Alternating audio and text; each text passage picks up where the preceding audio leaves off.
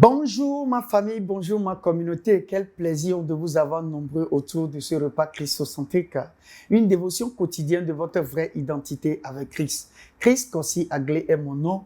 Je suis votre serviteur. Allons-y directement à la prière. Éternel des armées, nous te disons merci, nous glorifions ton nom, nous sanctifions ton nom. Papa, merci pour tout ce que tu ne cesses de faire dans nos vies. Papa, merci pour la vie éternelle que tu nous as donnée en Christ. La Bible dit quand on était encore ennemis, tu es mort pour nous, Papa. Merci, Papa. Merci pour la réconciliation faite en Christ pour nous, Papa. Merci, Père. Papa, merci. Aujourd'hui, nous savons que nous avons l'esprit. Nous avons reçu l'esprit du Fils, Papa, et nous sommes fils et nous participons, nous sommes partisans, Papa, de ton héritage en Christ. Papa, nous te disons merci pour tout ce que tu ne cesses de faire dans nos vies. Papa, à présent, aujourd'hui, nous voulons grandir dans la connaissance afin de pouvoir refléter cet esprit de Fils qui est en nous, Papa, aux yeux du monde. Père, aide-nous à le faire au nom précieux de Jésus. Père, nous te disons merci, nous glorifions ton nom, nous sanctifions ton nom. Au nom précieux de Jésus, nous avons prié, nous avons reçu. Amen, amen, amen. Quel plaisir de vous savoir toujours nombreux autour de ce repas christocentrique, un nouveau jour. Alors, nous allons vous demander tous humblement, comme vous savez bien le faire, partagez la vidéo autour de vous, partagez ça dans vos groupes et ensemble, nous allons aider quelqu'un qui est dans le besoin. Que Dieu vous bénisse pour tout ce que vous êtes en train de faire pour l'avancement de ce programme. Allons-y directement dans notre série très passionnante. Alors, 2 Corinthiens 3, verset 7. Or, si le ministère de la mort gravé avec des lettres sur des pierres a été glorieux, au point que les fils d'Israël ne pouvaient fixer les regards sur le visage de Moïse à cause de la gloire de son visage, bien que cette gloire fût passagère. Verset 8. Combien le ministère de l'Esprit ne sera-t-il pas plus glorieux? Alléluia. Verset 9.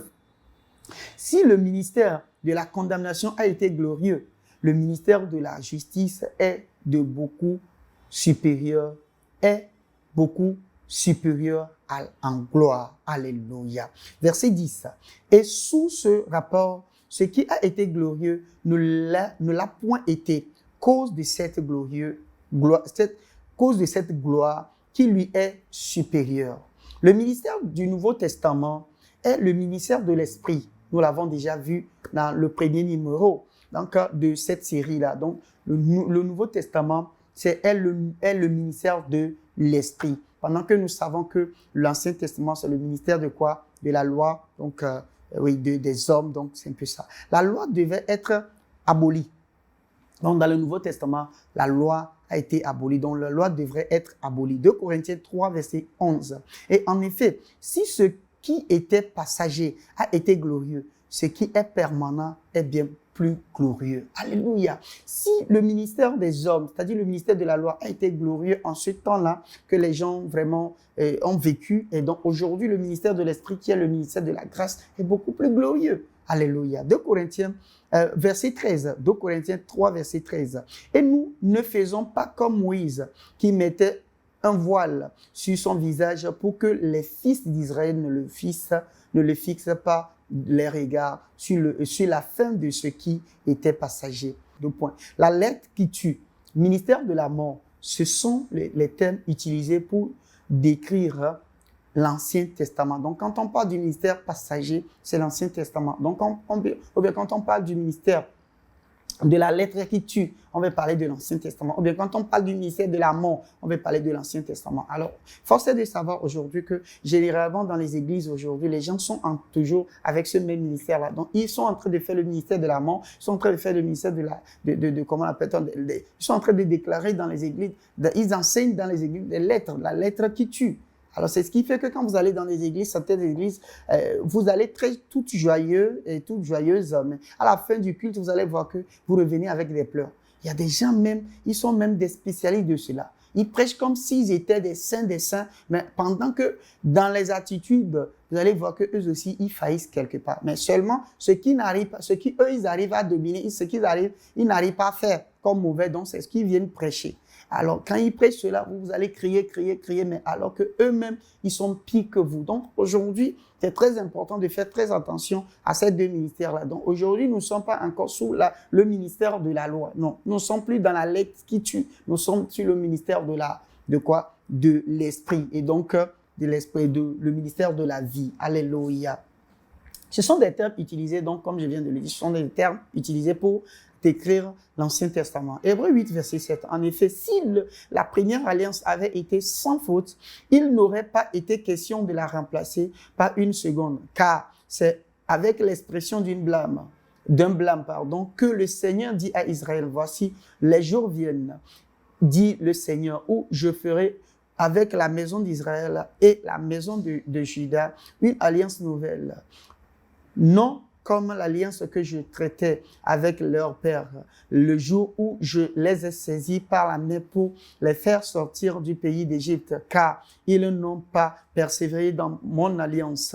Alléluia. Et moi aussi, je ne me suis pas soucié d'eux, dit le Seigneur. Verset 10, mais voici l'alliance que je ferai avec la maison d'Israël. Après ces jours-là, dit le Seigneur, je mettrai mes lois dans leur cœur, dans leur esprit, et je les écrirai dans leur cœur, et je serai leur Dieu, et ils seront mon peuple. Alléluia. Il citait Jérémie 31, verset 31 à 35, ci-dessus. Hébreux 8, verset 13. En disant une alliance nouvelle, il a été déclaré la première ancienne. Autrement dit, quand il dit l'alliance nouvelle, ça veut dire que la première a été rendue comment? Ancienne. Alléluia. Ce qui est ancien, ce qui a vieilli, est prêt de disparaître. Donc, quand on dit l'ancienne, ça veut dire c'est ce qui est ancien, ce qui a vieilli. Donc, c'est ce qui est ancien, ce qui a vieilli, ce qui est prêt de disparaître. La nouvelle alliance faite a rendu cette alliance ancienne. Alléluia. Donc, la nouvelle alliance a rendu l'ancienne ancien.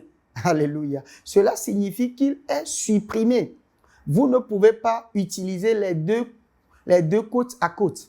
Vous comprenez? Donc, si la nouvelle alliance est arrivée, ça veut dire que l'autre a été périmé, donc supprimé. Donc, la nouvelle maintenant a pris le dessus sur l'ancien. Donc, vous ne pouvez pas utiliser les deux encore. Qui prêche est la loi, et prêche est la grâce. Donc, les deux mélangés, et l'apôtre Paul dit que c'est plus que l'acide, c'est plus que quelque chose de mortel. Donc, c'est très dangereux de prêcher et la loi et la grâce dans la même église. Non comme l'alliance que je traitais avec leur père, le jour où je les saisis par la main pour les faire sortir du pays d'Égypte, car ils n'ont pas persévéré dans mon alliance. Et moi aussi, je ne me suis pas soucié d'eux, dit le Seigneur. Le moment de l'Ancien Testament est vu au verset 9 ci-dessus, le jour où je les ai saisis par la main pour les faire sortir du pays d'Égypte. Alléluia. Le moment était venu lorsque Dieu les a fait sortir d'Égypte pour aller à Canaan.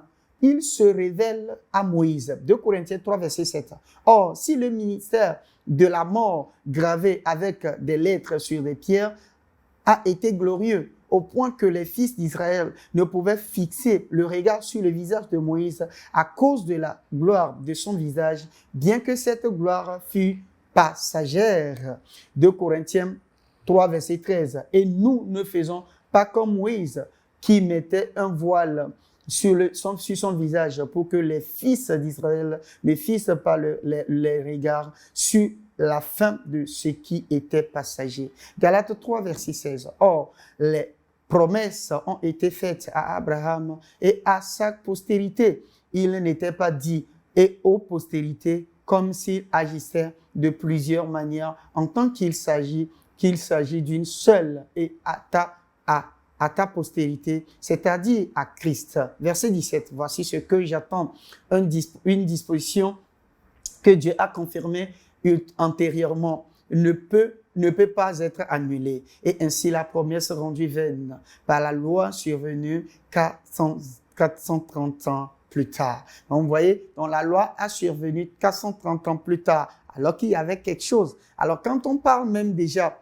vous allez voir que quand on parle de l'alliance que je traitais avec les pères, quand je les ai sortis de l'Égypte, vous allez voir que quand Dieu a sorti les Israélites de l'Égypte, nous avons vu que donc c'est à partir de l'Exode. et même plus précisément, c'est dans l'Exode 20, l'Exode 13 en allant que nous avons vu cela. Donc, c'est très important de savoir que avant cela, ça veut dire qu'il y avait une alliance avant que cette alliance-là ne soit donnée quand il les a sortis de l'Égypte. Alléluia. Donc, suivez un peu la logique pour ne pas perdre. Abraham ne pratiquait pas la loi. Ce qui prouve que ça veut dire que de jeûner jusqu'à ce que le Seigneur ne les prenne de l'Égypte à Canaan, il y avait une dispensation. Il y avait, il y avait une alliance. Il y avait une manière dont Dieu gérait les gens. Donc, par exemple, quand vous prenez par exemple Abraham n'était pas en Égypte.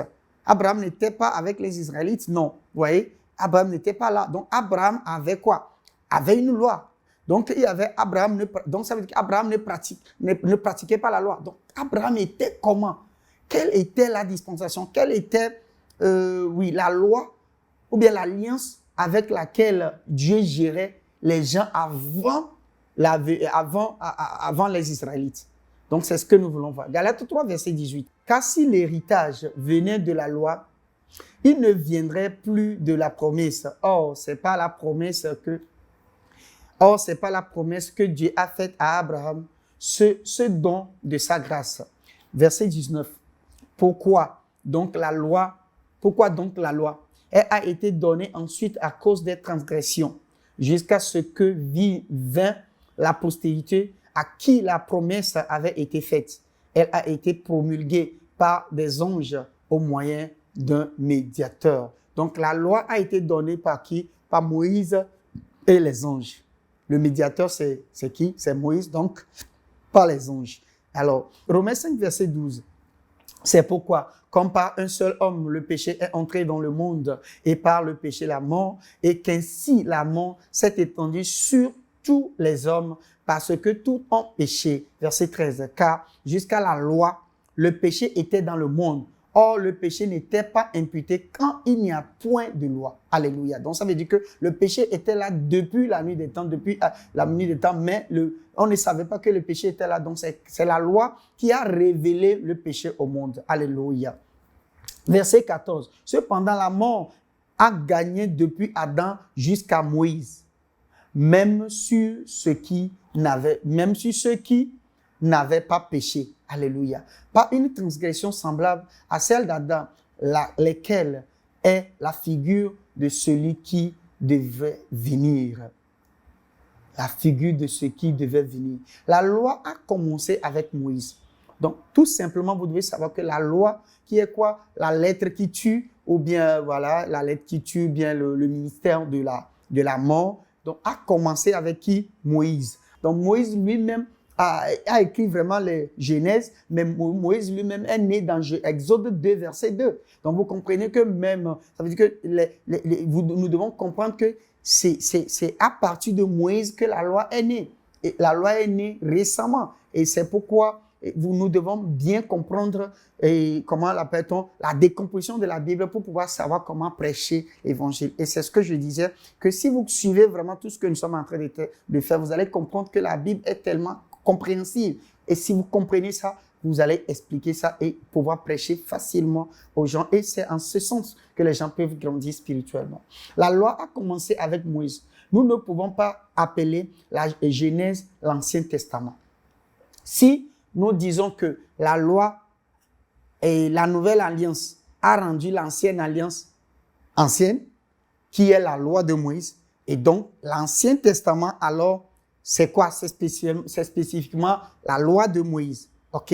Donc, la loi de Moïse a commencé où? Dans Exode. Si la loi de Moïse a commencé dans Exode, ça veut dire que le Genèse n'est pas l'Ancien Testament. Donc, Genèse est appelée Genèse comme son nom, ou bien l'origine, la source. Donc, ça veut dire que là où la loi a commencé, c'est Exode. Donc, c'est à partir d'Exode jusqu'à Malachie que nous pouvons maintenant appeler Ancien Testament. Donc, ça veut dire que quand nous parlons de l'Ancien Testament, oui, mais nous devons savoir que Genèse ne fait pas partie de l'Ancien Testament. Je sais que ça va choquer plus d'un, mais c'est très, très, très, très vrai ce que nous sommes en train de dire. Allez-y et lisez par vous-même, ou bien suivez ce que nous avons fait jusqu'à présent, vous allez comprendre. OK. La loi a commencé avec Moïse. OK. Donc, nous ne pouvons pas appeler, alors que la loi est appelée l'Ancien Testament. Vous comprenez? Donc, nous ne pouvons pas donc appeler Genèse Ancien Testament. On est d'accord? Ok, alors on continue. L'ancienne alliance est écrite sur des pierres. 2 Corinthiens, nous avons vu ça dans 2 Corinthiens 3, verset 3. La nouvelle alliance est inscrite dans le cœur des hommes. Alléluia. Donc, vous allez voir que la loi a été comment gravée sur une pierre. Mais la loi de Dieu, c'est-à-dire la grâce que Dieu nous a donnée, la nouvelle alliance a été gravée dans notre cœur, qui est l'esprit, qui est dans notre esprit. Alléluia. Donc, c'est très important, je répète cette partie. La nouvelle alliance est inscrite dans le cœur des hommes. L'ancienne alliance et la nouvelle alliance font référence à une relation et non à un document. Donc, quand on parle de l'alliance, ne regardez pas un document, mais regardez plutôt comment l'appelle-t-on? Désolé, regardez plutôt la relation qu'avaient les hommes sous la loi de Moïse avec Dieu, et maintenant aujourd'hui la relation que nous avons avec Dieu dans la nouvelle alliance.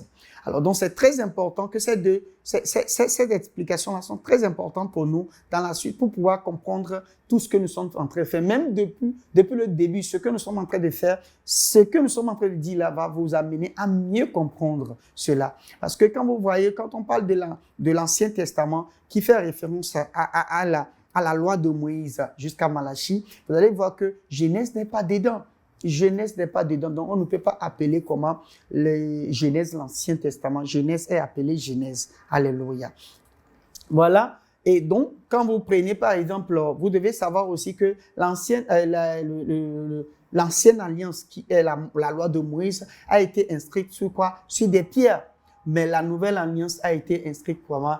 Dans nos cœurs. Alléluia. Alléluia, alléluia. Donc, l'ancienne alliance, et nous devons savoir aussi que l'ancienne alliance et la nouvelle alliance, ce n'est pas un document, non. C'est quoi? C'est des relations entre l'humanité et Dieu, en fait. Donc, quand on parle de l'ancienne alliance, regardez plutôt la relation qu'avait Dieu et ces personnes qui étaient sous l'ancienne alliance, qui est la loi de Moïse. Maintenant, aujourd'hui, avec la nouvelle alliance, qui est la grâce, bien sûr, que nous trouvons dans l'esprit, dans Christ, quelle est la relation que nous avons aujourd'hui avec Dieu? Confessez ceci avec moi. Je reconnais que la nouvelle alliance est inscrite dans mon cœur. C'est tout ce que Dieu a fait en Christ. Je marche dedans. Alléluia. On répète encore une fois. Je reconnais que la nouvelle alliance est inscrite dans mon cœur. C'est tout ce que Dieu a fait en Christ. Je marche dedans, maintenant et pour toujours. Quel plaisir de savoir qu'aujourd'hui, nous ne sommes pas sous la loi. Nous ne sommes plus sous l'ancienne alliance, mais nous sommes sous la nouvelle alliance, qui est l'alliance de Dieu pour nous. Et cette alliance-là est inscrite dans nos cœurs. Et nous marchons dedans. Nous ne marchons pas sous la loi, mais nous marchons sous cette nouvelle alliance-là. Que Dieu vous bénisse pour ceux qui sont restés jusqu'à la fin. Alors, priez avec moi. Éternel des armées, nous te disons merci, nous glorifions ton nom, nous sanctifions ton nom. Papa, nous savons aujourd'hui que cette alliance, cette nouvelle alliance est une relation que nous avons et qui a été gravée déjà dans notre cœur, papa. Merci, papa. Merci pour tout ce que tu cesses de faire pour nous. Papa, que cette connaissance-là grandisse en nous au nom précieux de Jésus. Papa, nous savons aujourd'hui que nous ne sommes plus sous la loi, mais nous sommes sous la grâce, papa. Papa, nous manifestons la grâce quotidiennement au nom précieux de Jésus. Père, nous te disons merci, nous glorifions ton nom, nous sanctifions ton nom. Au nom précieux de Jésus, nous avons prié, nous avons reçu. Amen.